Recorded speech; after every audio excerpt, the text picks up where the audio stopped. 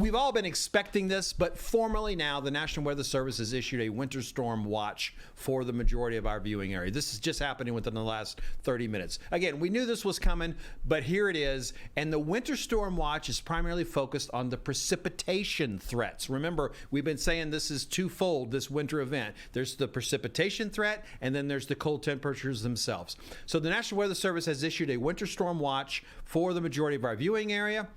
That is primarily the concern with the freezing rain or just the possible icing of roadways and everything else.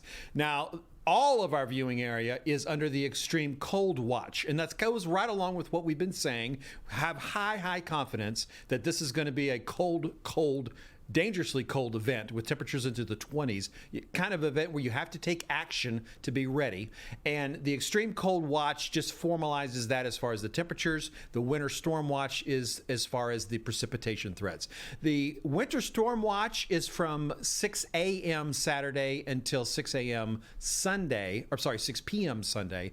And the extreme cold watch is 6 p.m. Saturday until Monday at noon. I don't think we need to get too focused on the specific times. Just know that this weekend we're looking still at that twofold threat, and the National Weather Service has now officially put out their product. They have to wait to a certain timing to do that, and they've done that. That'll eventually change to a warning as we get closer to the event. So yes, the dangerous cold, we're concerned with it. The freezing rain, definitely concerned with it. Sleet and snow, yes, it's still possible, but it doesn't look like that's going to be the threats that we are most focused on. And I stress again, we're talking about Houston, Texas here. This rest of the state of Texas will be in different scenarios. We had one of the text messages this morning was from somebody in Beaumont, and we had other questions that were talking about people who were driving to Killeen, Texas. So those are different scenarios, but this is kind of what we're looking for as far as Houston and Southeast Texas, as we're looking at this cold air arriving on Saturday. Whatever kind of precipitation's out there could possibly freeze, and then we're dealing with the cold temperatures and whatever's still frozen on the ground, something that we're looking at. You already know about the 4 Ps, right? You know about the people, the pets, the pipes, the plants. In addition to the 4 Ps, so again, this is in addition to the 4 Ps, JD has 2 more things I want you to make sure you're focused on for this specific event. So this specific event, I want you to think of 2 more things. First of all, no traveling. You need to be prepared to stay in one place for basically 2 days, a 48-hour time period, more or less, from Saturday afternoon through Monday afternoon. That's, again, for this event, Houston, Texas.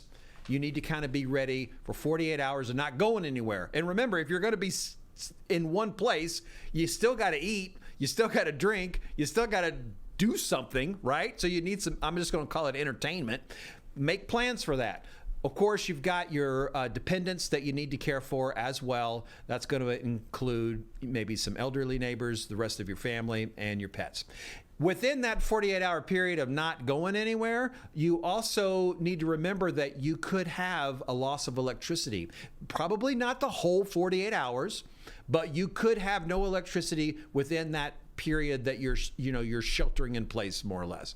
So you got to keep warm during that time period. In addition to those other things we talked about, you're going to have to be able to stay warm. So think how you're going to do that with possibly no electricity. How are you going to keep your phone charged? You can't watch Fox Local if you don't have your phone charged.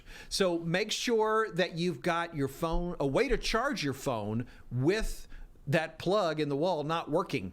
And then there are going to be at least 2 nights within this 48-hour period. So you need illumination. I don't want you lighting candles. Don't light anything.